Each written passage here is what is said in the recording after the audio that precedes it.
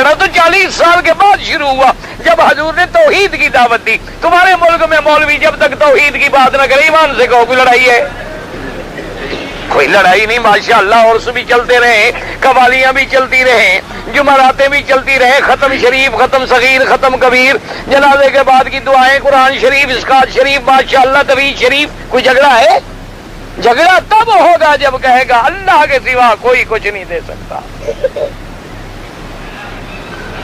اس دن جھگڑا ہوگا کہ طواف کعبے کا ہو سکتا ہے, داتا کا نہیں ہو سکتا. جھکنا اللہ کے گھر کے آگے ہے, پاک پٹن پہ نہیں ہو سکتا. بوسا حجر اسود کا ہو سکتا ہے, معین الدین اجمیری کی قبر کا نہیں ہو سکتا. اب جھگڑا شروع ہو گیا, وابی وابی وابی آ گیا, اب جھگڑا ہو گیا. جس مولوی سے جھگڑا نہ ہونا سمجھو بالکل حق نہیں کہتا, مداہن ہے, دین چھپاتا ہے.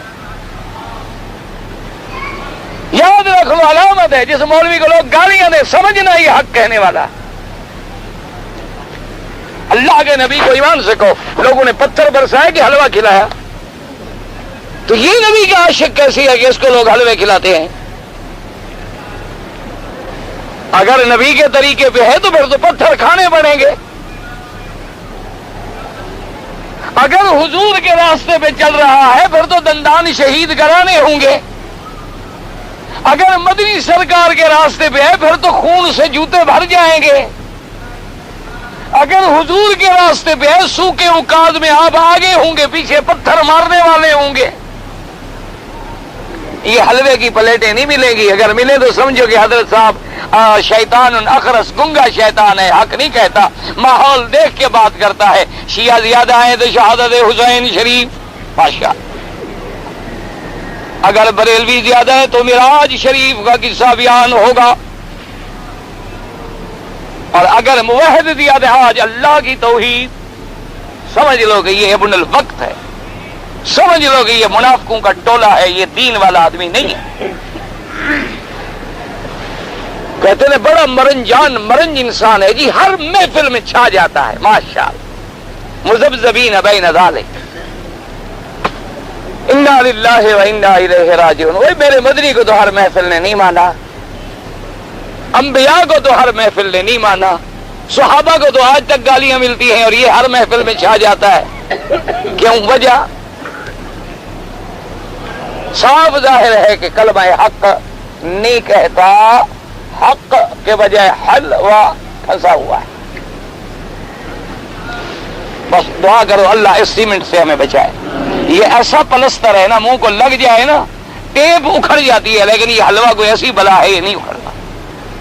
خالص گھی کا ہوتا ہے نا, دیسی گھی خالص.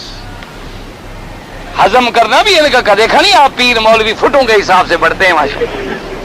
آپ پیمائش کریں, ہر سال گردن 1.5 فٹ چوڑی ہو جائے.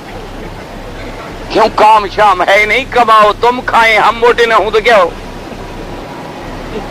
بھائی. کچھ درد ہو, تکلیف ہو, ان سے جناب آپ صبح شام کنواں پہ کھڑے کر دیں, گلے میں رسا ڈال کے پلائیں ذرا ایک کنال کو پانی, دیکھیں وزن بڑھتا ہے.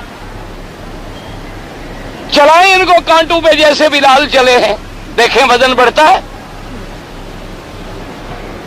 یہ وزن وہ ہمارے کیوں نہ بڑھے گا؟ اتنے بندے طالب جو کمانے والے ہوں اور کھانے والا ایک مولوی ہو, 10-20 ریال بھی دے دیا کرے نا, 200-400 تو بن ہی جاتا ہے نا. اور پھر نہ انکم ٹیکس, نہ سیل ٹیکس, نہ ویلتھ ٹیکس, نہ کوئی حساب نہ کتاب. اور مولوی پیر سے جو حساب مانگ لے وہ جہنمی کافر کہ اللہ والوں کو چھیڑتا. اتنا بڑا بےایمان افسر ہے, علماء سے مولوی سے حساب مانگتا ہے. توبہ توبہ توبہ, یہ تو پاک جواب ہے. یہ تو دین کے نام پہ صدقہ زکات لے کے گاڑیوں پہ چڑھتے ہیں, یہ تو بڑے بیچارے حلال خور ہیں. انا للہ و انا الیہ راجعون. یاد رکھو پھر میرے مدنی پاک نے